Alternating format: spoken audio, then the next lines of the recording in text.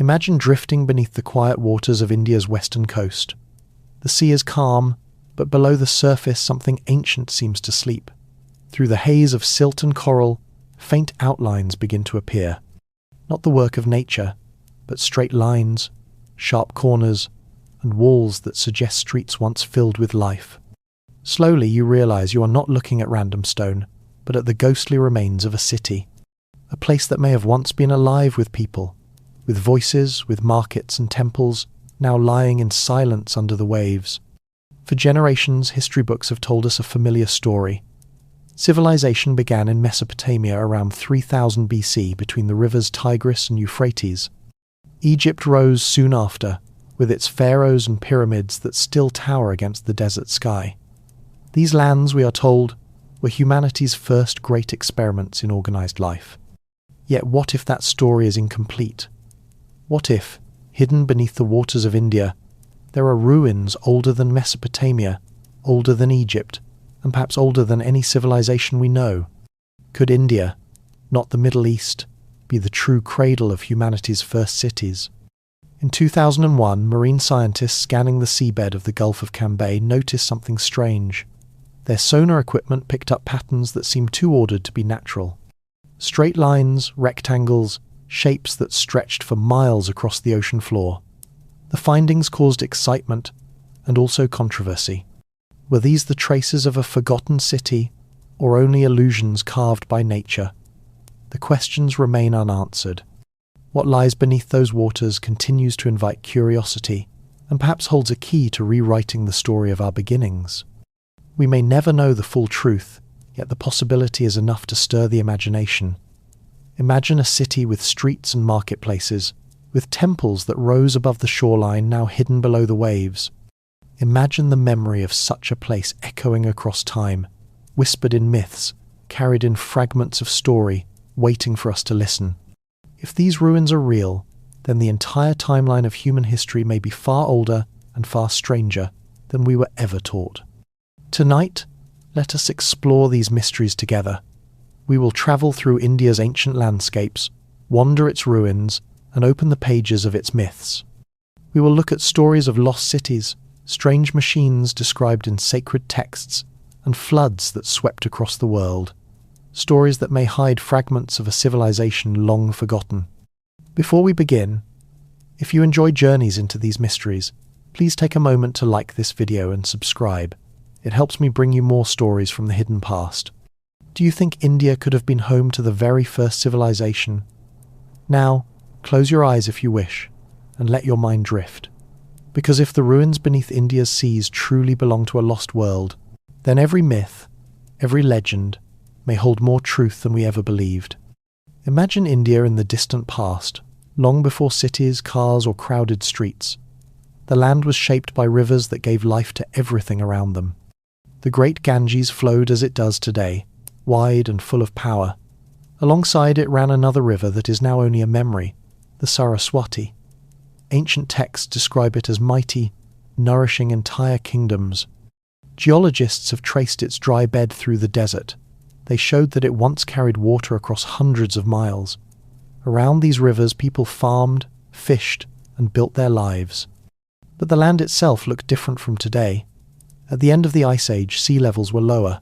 The coastline stretched far beyond its current edge. Villages, temples, and perhaps even cities may have stood on land that is now deep beneath the waves.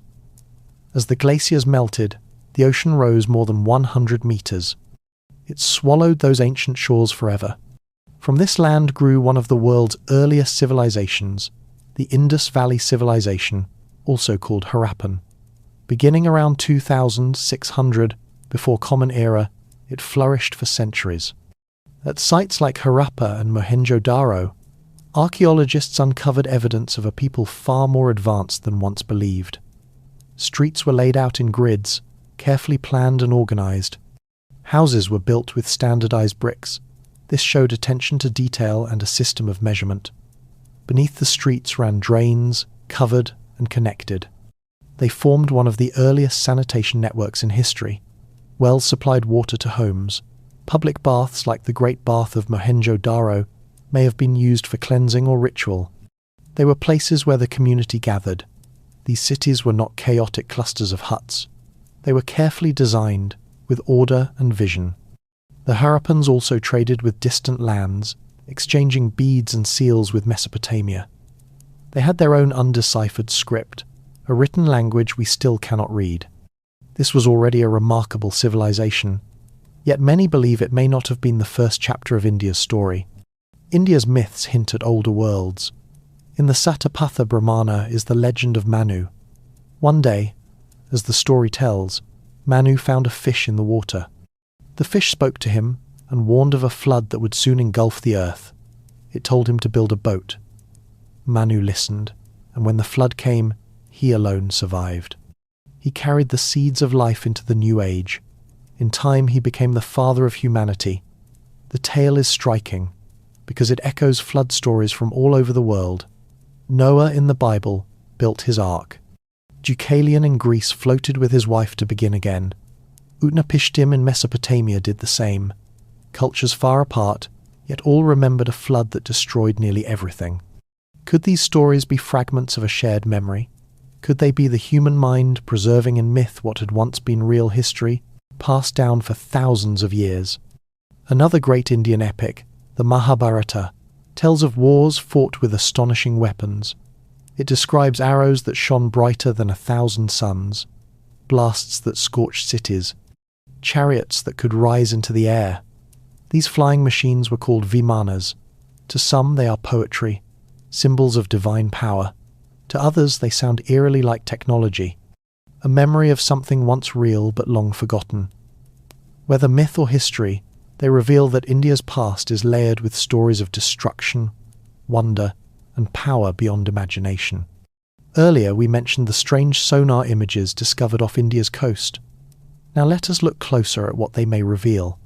In 2001, marine scientists scanning the Gulf of Cambay, also known as the Gulf of Cambat, mapped geometric patterns beneath the waves. Long straight lines, rectangles, grids that resembled the foundations of a settlement. The shapes stretched for miles. They suggested something vast had once stood there. Divers were sent to investigate.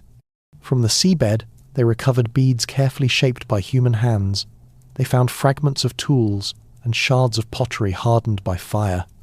Some of these samples, when tested with carbon dating, suggested astonishing ages, nearly 9,000 years old. That would mean 7,000 before Common Era. Thousands of years before Mesopotamia, before Egypt, before what history calls the beginning. The implications are extraordinary.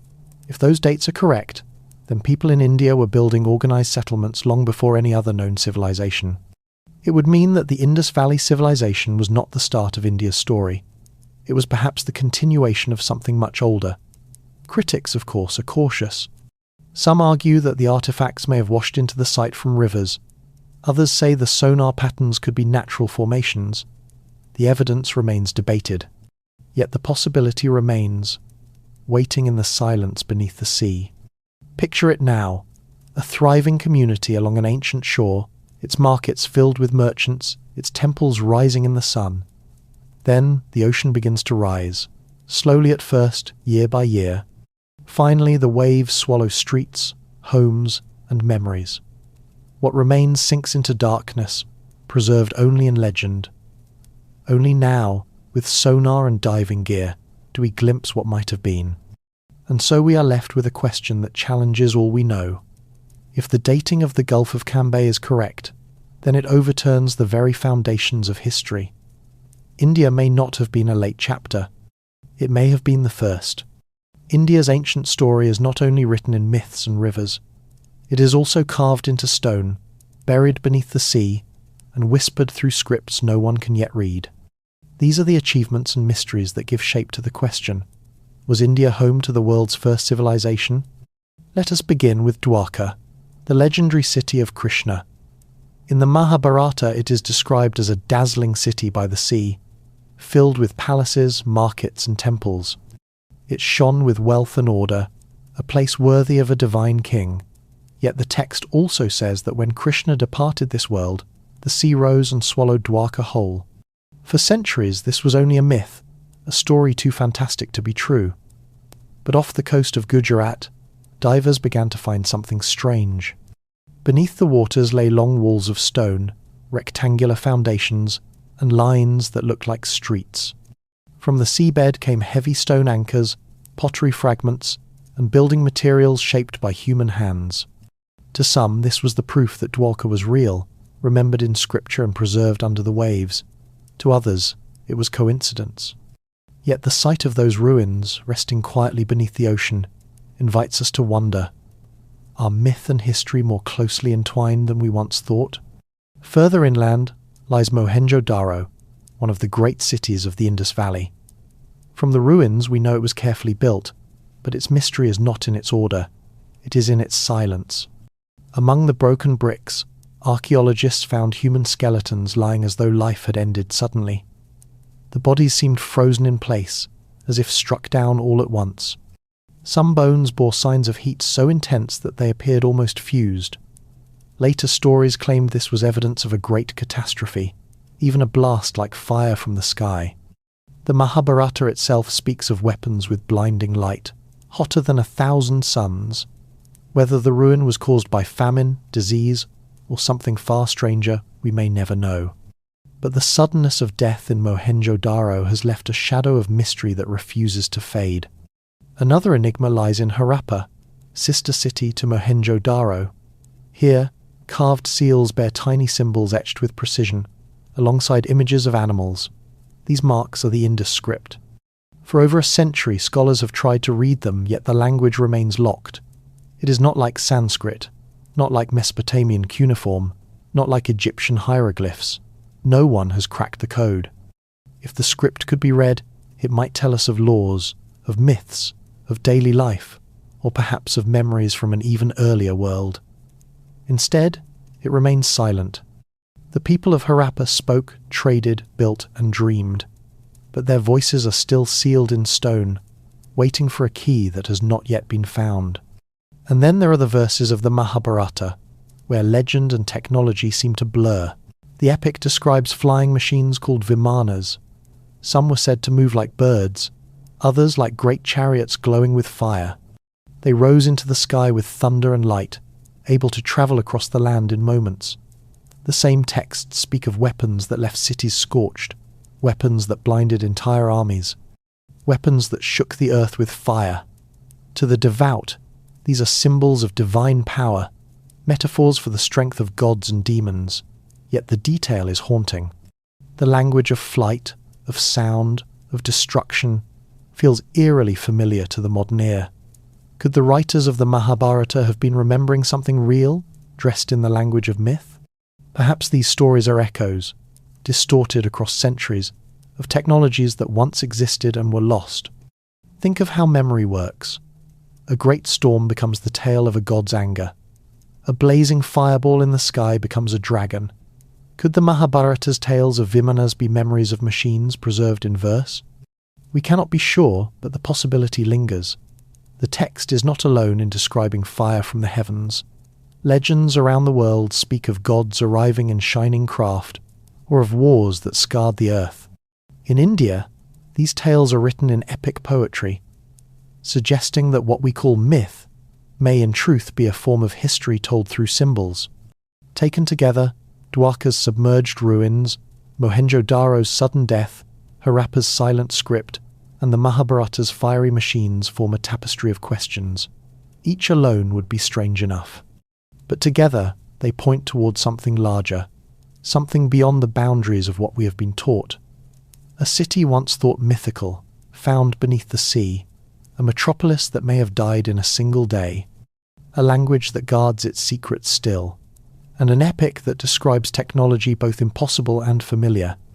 So, we must ask ourselves, are these the scattered remains of separate stories, or are they the fingerprints of something older?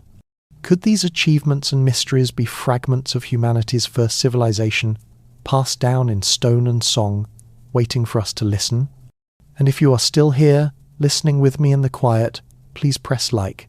It will be a small sign that you are here, traveling through these mysteries with me. And if you want to join me for the journeys still to come, press subscribe so we can keep exploring together. Every civilization, no matter how bright its flame, eventually fades. The mystery of India's lost cities is not only how they lived, but why they disappeared. Rivers shifted, seas rose, and people were forced to abandon what they had built. These are not just stories of decline. They are the very reasons entire cities vanished, leaving behind only silence and stone. The Rig Veda, one of the oldest texts in the world, speaks of a river called the Saraswati. It praises the river as mighty, nourishing, the mother of waters. Along its banks hymns were sung, rituals performed, and life flourished. Imagine its flow. Wide channels carrying fresh water across fertile land. Farmers tending fields that stretched far into the horizon. Towns gathering along its edge. For centuries the Saraswati gave life. But rivers change. As glaciers retreated and rainfall shifted, the waters weakened. What was once a mighty river became a dwindling stream, and finally only a memory. The dry scar of the Saraswati can still be traced today across the desert, a ghost of a river that once sustained a civilization. Without its flow, the cities along its banks began to falter. Fields cracked. Wells collapsed. Families gathered what they could and left, carrying stories of a river that had once been the center of their world. This slow fading may have been the beginning of the end. Yet not all decline comes slowly. Around the world, cultures remember floods that swept away everything. In India, the story is of Manu, warned to build a boat to survive the waters. But Manu's tale is not alone. In Mesopotamia, Utnapishtim sailed upon the flood, described in the Epic of Gilgamesh. In Greece, Deucalion and Pyrrha floated until the land returned.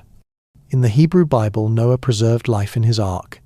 Even in Egypt, the cycles of Osiris echo with themes of flood and renewal. Separate peoples, yet all remembering water that came in overwhelming force. Perhaps these were not fictions. Perhaps they were memories of seas rising at the end of the Ice Age. Science tells us that 12,000 years ago the oceans rose by more than 100 meters. Vast coastlines vanished. Fertile plains were drowned. Cities that once stood on dry land now lie far beneath the waves. Imagine the ancient shores of India. Villages stretched across wide deltas. Fishermen cast nets where the tide was gentle. Temples rose above the water, their steps leading down to the sea. Slowly the shoreline crept inland. Year by year the waves swallowed fields, homes, and finally entire towns. Some people fled inland, searching for safer ground. Others may have been trapped as the sea closed over them. What they left behind lies hidden still, buried under layers of silt and coral. Even today, hints of these drowned worlds appear. Off the coast of Tamil Nadu lies Pumpuhar, remembered in Tamil literature as a great port city. Stories say the sea rose and swallowed it whole. Divers exploring the waters have found structures offshore that suggest it may not be legend. Further north at Mahabalipuram, local tales speak of 7 great temples, 6 of which were lost to the ocean. Only one remains on the shore. In 2004, when a tsunami pulled back the waters, stone walls and carved blocks were revealed on the seabed. They hinted at ruins long hidden. These discoveries echo the tale of Dwarka, the golden city of Krishna said to have sunk when its divine king left the earth. Again and again, India's coasts whisper the same story. That cities once stood where the ocean now rolls. The loss was not only water. Conflict may have played its part. The Mahabharata speaks of wars so fierce that entire kingdoms collapsed. Whether metaphor or memory, they suggest strife and upheaval. A world already weakened by drying rivers and rising seas could not withstand the weight of war. Families fractured, communities broke apart. Some fled, others perished. What was left behind became ruins, claimed by sand, water, and time. So the Indus cities fell into silence. Harappa, once busy with merchants and craftsmen, grew empty. Mohenjo-Daro, with its wells and baths, was abandoned. Dwarka, remembered in epic verse, slipped beneath the tide. The Saraswati, sacred and life-giving, dried into nothing. These places did not simply decline, they disappeared. So completely that for millennia they were forgotten, until fragments resurfaced to remind us of what had been lost. When we look back, the pattern is clear. Rivers vanish, seas rise, wars scar the land, Together, they erase even the greatest of cities. What remains are ruins too quiet to speak, scripts too secret to read, and myths too strange to dismiss. They are not only stories of loss, they are clues that India's lost cities may once have been the world's first civilization, a beginning older than Mesopotamia or Egypt, hidden now beneath sand and sea. And so a question lingers. If even one city has vanished, if Dwarka and Pumpuhar and the ghostly Saraswati are fragments of truth, how many more lie waiting beneath the waters of India? How many drowned cities still sleep in silence, holding the answers to our earliest story? Although the great cities of the Indus have fallen silent, their echoes still live on. Civilizations may vanish, yet their spirit endures in memory, in language, and in thought. India, more than most places, preserved these echoes with care. Through story, through scripture, and through philosophy, fragments of the past were carried forward into the present. The Rig Veda, among the world's oldest known texts, sings not only of gods and rituals, but of rivers, stars, and the order of the cosmos. The Mahabharata and the Ramayana, epic in scale, recount tales of kings and heroes, of journeys and wars, of dharma and destiny. These were not written only to entertain. They became vessels of cultural memory, ways to preserve the values and visions of a people who felt themselves connected to something ancient. In their verses lies the suggestion that what was lost in stone might survive in song. From this soil also came knowledge that shaped the world. Indian scholars mapped the heavens with precision, tracking planets and stars in ways that guided both agriculture and spirituality. Mathematics blossomed here, with the invention of zero and the decimal system. Without these, modern science could not function. Medicine too found deep roots in Ayurveda, which taught that body, mind and spirit form one whole, a balance that sustains life. These were not isolated achievements. They were threads woven into human history, threads that would spread far beyond India's borders and endure long after its first cities were forgotten. Indian thought also offered a unique vision of time. In much of the world, history was imagined as a line, with a clear beginning and an end. In India, time was a cycle, a great wheel that turned through creation, destruction, and renewal. The ages of man, the yugas, were described as stages that repeat endlessly, each rising and falling before the next begins. This idea of eternal return may itself be a memory of civilizations rising and vanishing, a recognition that what comes after often carries fragments of what came before. If the Indus was not the first, perhaps it was a rebirth, part of this larger rhythm that India recognized so clearly. Geography also placed India at the heart of the ancient world. To the west lay Mesopotamia and Egypt.